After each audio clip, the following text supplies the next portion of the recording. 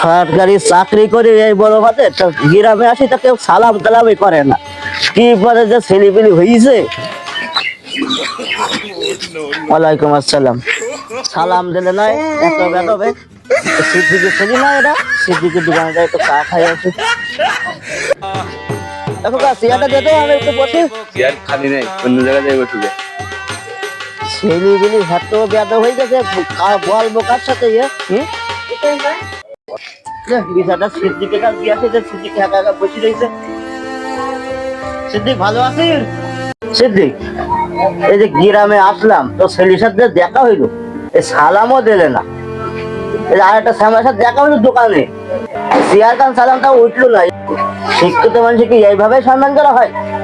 শিক্ষা দীক্ষা তো গ্রামের ছেলেপিলির অনেকেই আছে, তারা সবাই সবার সম্মান করে। শুধু সম্মান কেন, আজকে তুমি এত বড় একটা চাকরি করো, কেন তোমার সালাম দিলে না? এটা কি তুমি তোমার বিবেকের কাছে কোনো সময় প্রশ্ন করেছাও? না। তুমি এত বড় শিক্ষিত হয়েছো, এত বড় চাকরি করো, তোমার দিয়ে গ্রামের ও পাড়া মহল্লার কোন মানুষের একটা উপকৃত হয়েছে? তুমি কি আসলে কারোর 500 টাকা দিয়ে, কোনো গরিব মানুষের 500 টাকা দিয়ে তুমি কি কোনো গরিব মানুষের ছেলেবিলি, কি কোনো গরিব মানুষের সংসারের কি কোনো উপকার তুমি করতে পারিস? না। তাহলে তুমি কিভাবে মানুষের কাছে সালাম ও ভালো ব্যবহারের আশা করো?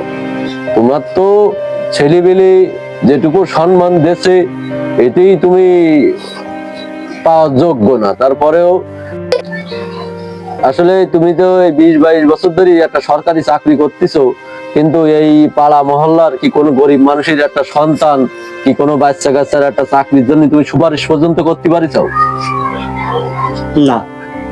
তাহলে তুমি এই পাড়া মহল্লার ছেলেবিলির কাছে কিভাবে তুমি সালামের আশাবাদী হও?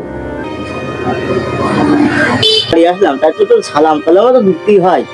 বাড়ি তো শুধু নামে তোমরা সব শিক্ষিত, ঠিক আছে, গ্রামের কি পাড়া মহল্লার কোনো একটা সমস্যা সমাধানের পথে তো তোমরা নেই। তোমরা আছো তোমাদের ব্যক্তিগত জীবন নিয়ে, তোমরা কিভাবে গাড়ি বাড়ি বানাবা, তোমরা কিভাবে কোটি টাকার সম্পদ বানাবা, সেইটাই। তুমি আসলে সিদ্দিক ভাই খোঁজ খবর নেওয়া হয়নি, এই জন্য আমাদের মতন শিক্ষিত মানুষের গ্রামে কতটুকু সম্মান আজকের বুঝলাম। তাহলে বসো, ভালো থাকো, চলে গেলাম। আবার আসি নে।